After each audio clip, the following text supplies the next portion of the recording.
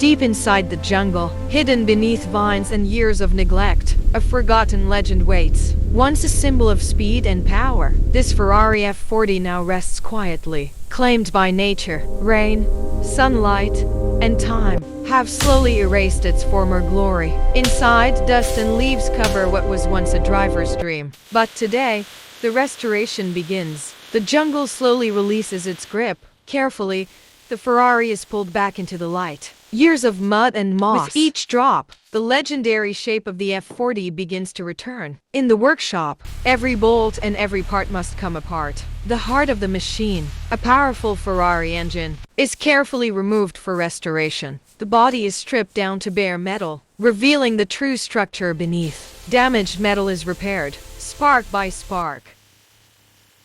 A fresh primer coat prepares the Ferrari for its rebirth. Layer by layer, the iconic Ferrari red returns. The engine is rebuilt. Inside, luxury and performance are restored together. After countless hours of work, the legend stands once again. From jungle ruins to supercar glory, the Ferrari F40 reborn.